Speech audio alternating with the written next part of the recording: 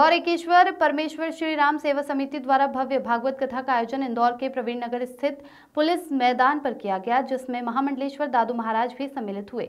इस कथा की शुरुआत 21 नवंबर से की गई थी, जिसका कल 27 नवंबर को हवन पूजन और प्रसादी वितरण के साथ विधिवत समापन किया गया।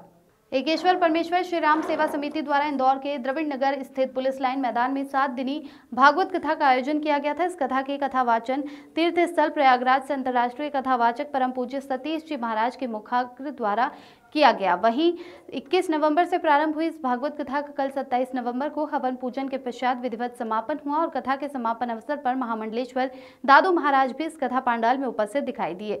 वहीं भागवत कथा के समापन के पश्चात इस कथा पांडाल में भक्तों के लिए भंडारे प्रसादी का भी वितरण किया गया, जिसमें सैकड़ों की संख्या में भक्तों ने भागवत कथा और भंडारे का आनंद लिया। कथा के आयोजन कृपाल परेठा ने बताया कि कथा के लिए पैसों की नहीं बल्कि अच्छे मन और श्रद्धा की भाव का होना बहुत जरूरी है।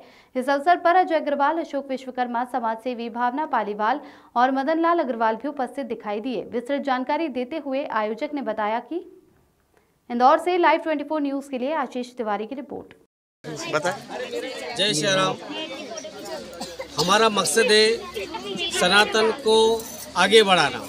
सनातन आगे कैसे बढ़ेगा, वो तो बरसों से बढ़ रहा है, पर कुछ त्रुटियां हम ही लोग कर देते हैं, जिसकी खामियां को देखते हुए अन्य लोग बोलते हैं उसके बारे में टीका टिप्पणी करते हैं। जैसे कि भागवत कथा में सबसे बड़ा वर्णन आता है कि गोवर्धन पूजा, तो उसका महत्व है प्रकृति वंदन। गोवर्धन पर्वत की हम पूजा करते हैं, प्रकृति वंदन होता है। वो गोवर्धन पर्वत के सभी गोकुल के वासी एकत्रित करते भगवान श्री कृष्ण, उसका संबंध होता है समरसता, ताकि समरसता का भाव होता है ताकि हम सब एक साथ रहे, एकजुट रहे, न जात पात न भेदभाव। क्योंकि गोवर्धन पर्वत के नीचे जब भगवान श्री कृष्ण ने गोवर्धन पर्वत को उठाया था तो वहाँ कोई जाति भेद नहीं लिया था, सभी संपूर्ण गोकुल वासियों को उन्होंने गोवर्धन पर्वत के नीचे आश्रय दिया था। तीसरा एकता और अखंडता। एकता रहेगी तो आप आगे तक बढ़ते रहेंगे। समर्पण भाव से हम एकत्रित रहे, ऊंच नीच का भेदभाव, पैसा महत्व नहीं रखता, हमारी भावना रखते रहते। दूसरा, हम ये देखते कि अगर हम ऐसे आयोजन करते रहेंगे तो हमारे अड़ोस पड़ोस में रहने वाले उनको जानने चाहेंगे। हमारा एक ही सिस्टम है APS, मतलब हम शहर में अपने बाजू में कौन रहता है उसको नहीं जानते, आजू में कौन रहता नहीं जानते, आगे कौन रहता है नहीं जानते। लेकिन हमारी ये धारणा है कि हम कम से कम अड़ोस पड़ोस में तो हमारा संपर्क रहे, अड़ोस पड़ोस में जाने कि पड़ोस में कौन रहता है, गुप्ता जी है कि शर्मा जी है कि वर्मा जी है। कोई घटना अगर हो जाए तो हमें पता ही नहीं कौन रहते हैं। तो ये हमको ध्यान रखना है।